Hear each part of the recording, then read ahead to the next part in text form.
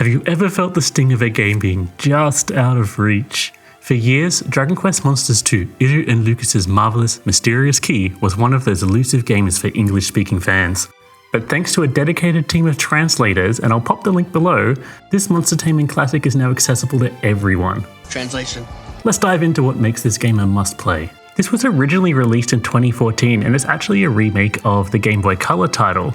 But this 3DS version breathes new life into the series. Even if you missed the original, this game feels surprisingly modern and fresh.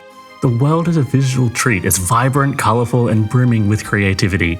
Each monster is uniquely designed, often with really punny names that add a layer of humour to your adventures. Just so nice and happy exploring, and I was always eager to discover what quirky creature was around the corner. Capturing, or scouting as it's called in this game, is just the beginning. The real depth lies in breeding these monsters to create customizable offspring, often stronger than their parents. Soon I will have a miracle hybrid, with the loyalty of a cat and the cleanliness of a dog. This system encourages really creative gameplay, allowing you to experiment and develop truly unique strategies. And for those who enjoy a good grind, the game offers an auto battle feature. In fact, the whole combat system is built around this. You can set tactics for your monsters and let them handle combat while you manage the bigger picture. With up to 4 monsters all fighting at the same time, there's ample opportunity for strategic team building. So if, like me, you've been feeling just a little bit let down by the recent Pokemon titles, this game serves as a refreshing alternative. Its depth, its humour, and its engaging mechanics offer a really fulfilling monster taming experience that's both nostalgic and honestly innovative. So big thank you to the translation team, because this has opened up a whole new world of monster taming.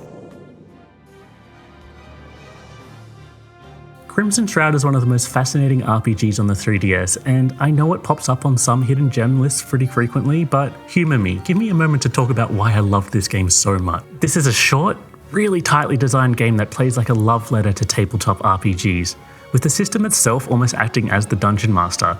And it's no surprise why it's so good, because this was designed by none other than Yasumi Matsuno, the genius behind Final Fantasy Tactics, Vagrant Story, and Tactics Ogre.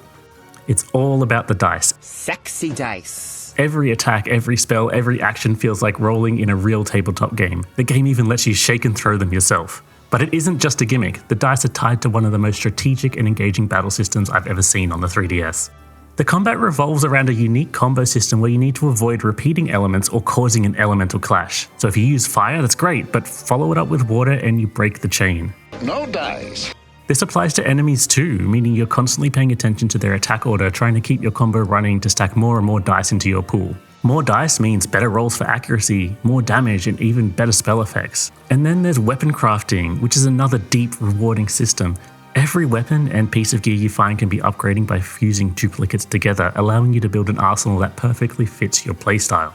For a game that's only about 5 to 8 hours long, Crimson Shroud manages to create an incredibly rich world with deep lore and strong characterization. The writing feels just as weighty as Matsuno's other works. Honestly, it's a crime that Crimson Shroud is stuck as a digital-only release with no expanded sequel. The ideas are just so good, and too good to be confined to such a short experience. But if you love classic RPGs, if you love tactical battles, and you love the depth of Matsuno's other works, you need to play this one. It's one of the best hidden gems on the 3DS.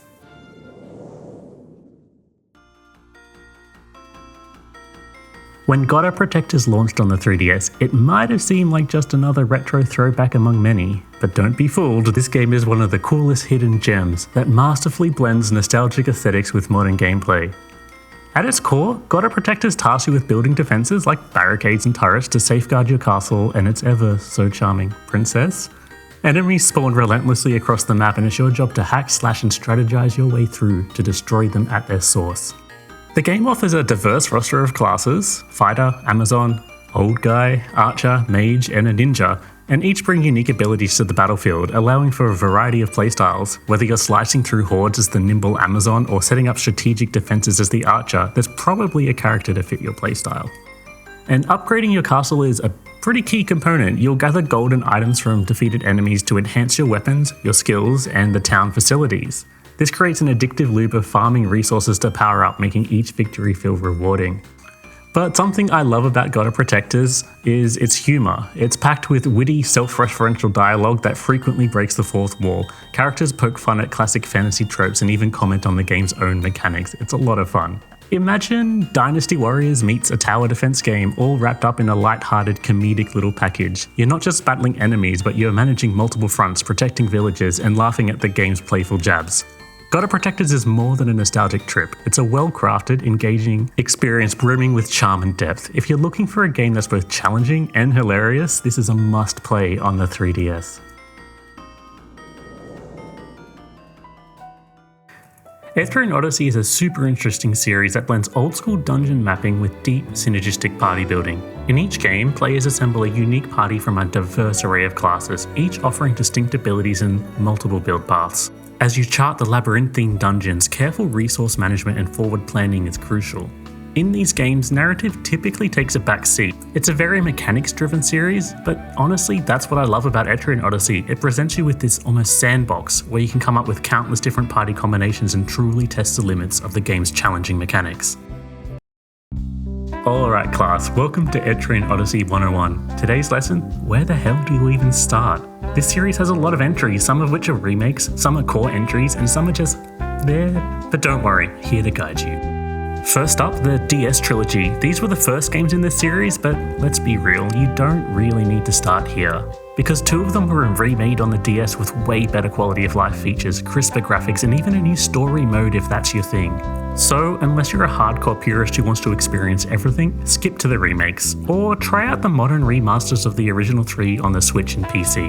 But this is a video about the 3DS, so moving on. This is probably the best starting point. Ethereal Odyssey 4 introduces an overworld system, more forgiving dungeon layouts, and plenty of shortcuts, without losing the brutal, strategic combat that makes the series so good. But don't get too cocky, even at its easiest, this game still has teeth.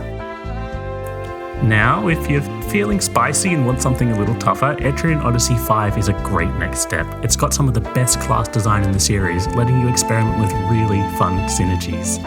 It's my personal favourite, but it might kick your ass if you go in blind. And then there's Ethereal Odyssey Nexus. Think of this one as the endgame boss of the series. It's basically a greatest hits collection, smashing together dungeons and mechanics from all of the previous games.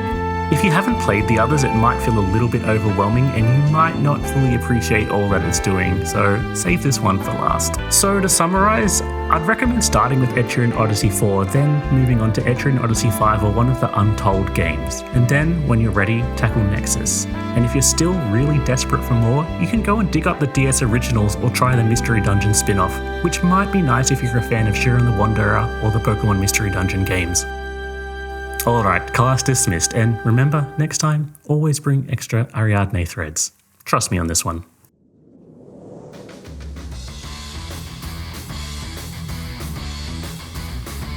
Ace Combat Assault Horizon Legacy for the Nintendo 3DS is a hidden gem that many may have overlooked due to its confusing title.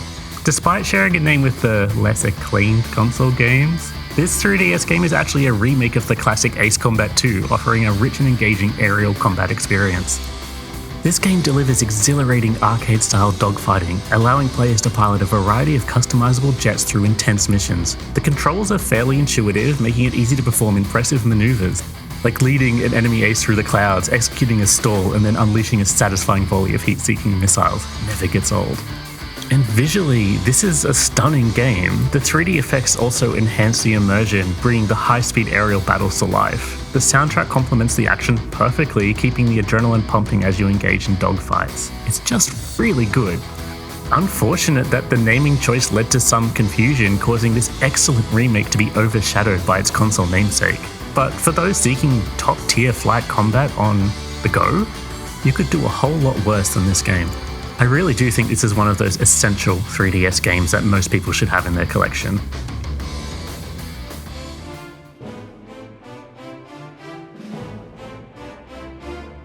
In the realm of dungeon-crawling RPGs, few titles are as daunting and rewarding as Shin Megami Tensei Strange Journey Redux. While the Shin Megami Tensei series has gained prominence through titles like Persona and Metaphor ReFantazio, this particular entry remains a hidden gem on the 3DS, a game that challenges and captivates in equal measure. The narrative thrusts players into a high-stakes mission. A mysterious phenomenon known as the Schwarzwald has emerged from the South Pole, expanding relentlessly and consuming everything in its path. To confront this existential threat, the United Nations assembles an elite task force equipped with advanced demonica suits designed to withstand the Schwarzwald's hostile environment. Once inside, the game reveals its true nature, a labyrinthine dungeon crawler where every step demands caution. The Schwarzwald's ever-changing corridors are teeming with demons, and navigating becomes a cerebral endeavour, requiring players to meticulously map their surroundings and anticipate threats. Combat is both strategic and unforgiving. Departing from the Shin Megami Tensei's traditional press turn mechanics, which typically grant you extra turns if you hit weaknesses, here exploiting an enemy weakness triggers a cooperative attack from your party members depending on their alignment.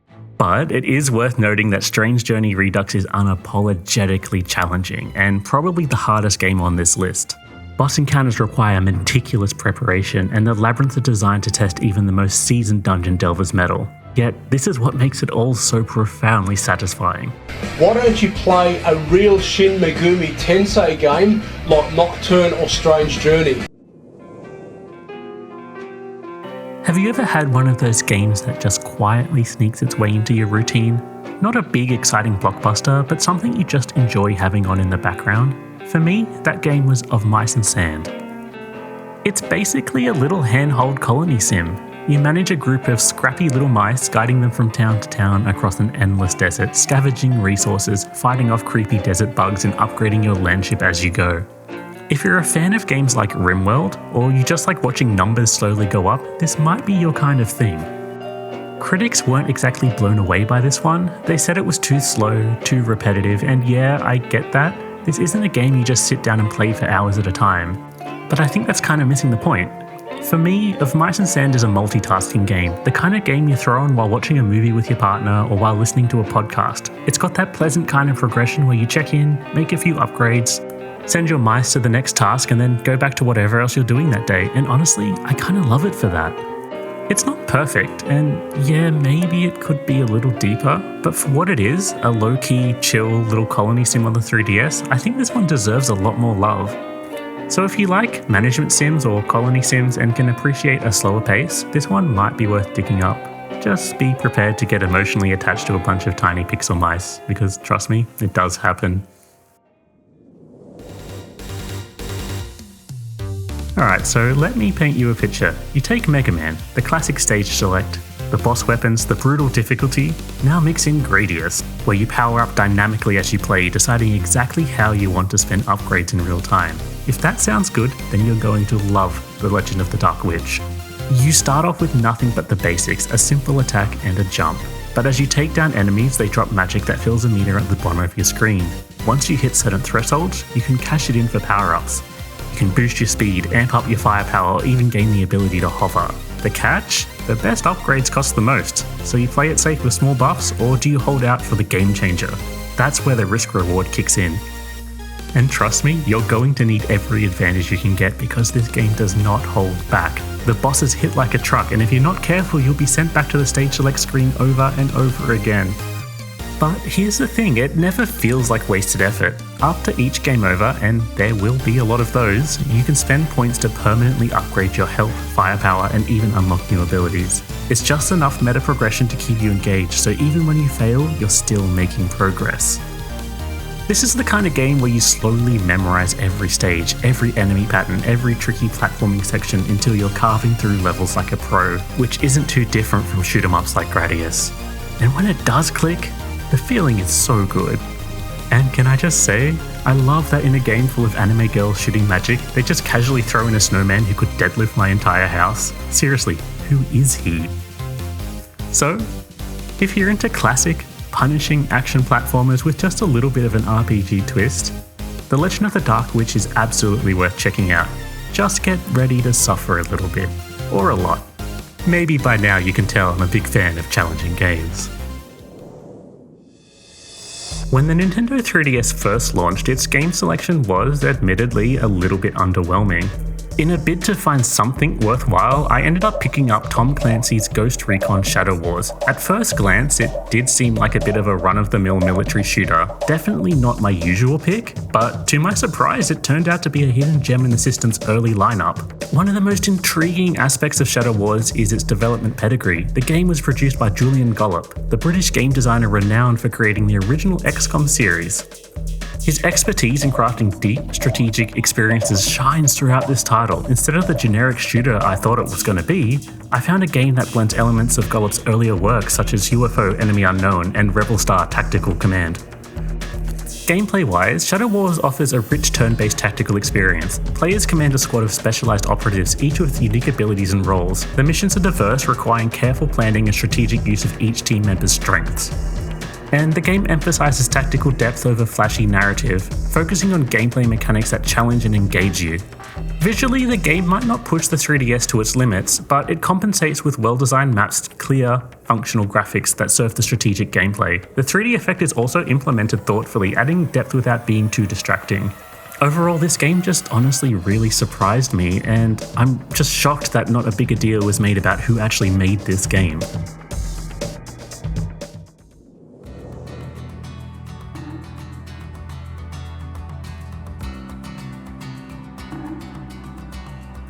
The hardest part of COOLcept isn't winning. It's convincing your friends to play a game that sounds like Monopoly, but with more rules. COOLcept Revolt is one of those games that got completely done dirty by comparison.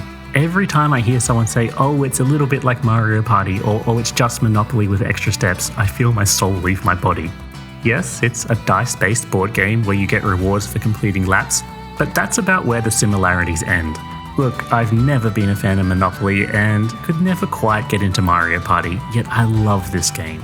Why? Because instead of pure luck-based nonsense, COOLcept Revolt is all about strategy. It's basically a hybrid between a strategy RPG and something like Magic the Gathering, but disguised as a board game. You roll dice, sure, but what happens next is where things get really interesting. So if you land on an empty space, you can place a monster there, and if someone else lands on it, they either pay up or they can challenge your monster to a duel using one of their own creatures and support cards. And to be honest, I guess this is a little bit like buying property in Monopoly, but no more comparisons. Because this is where the game goes into full deck building madness. Every monster you place, every piece of equipment you hold, every spell in your hand, it's all about outsmarting your opponent. And the best part, it's not just random dice rolls controlling your fate. You can build decks that manipulate movement, dictate battles, and set up insane synergies. You're not just hoping for good rolls, you're planning around them. I really do think this game got massively overlooked because it was just compared to other board games. It made people ignore what an absolute strategic gem it is. There's so much content here, so many opportunities for clever deck building, and such rewarding sense of progression. You can build decks that center around really strong equipment. You could build decks where you have a ton of little monsters that just flood the field and eat up territory, or you could build a deck where you have a few select very strong monsters that specialize in invading enemy territory, causing havoc for the opponent's board. There's just a lot of ways to play this, and the in-game tutorial does a really nice job of onboarding you so you can make these decisions as you play. COOLcept ultimately is all about strategy, deck building, and precise tactical play.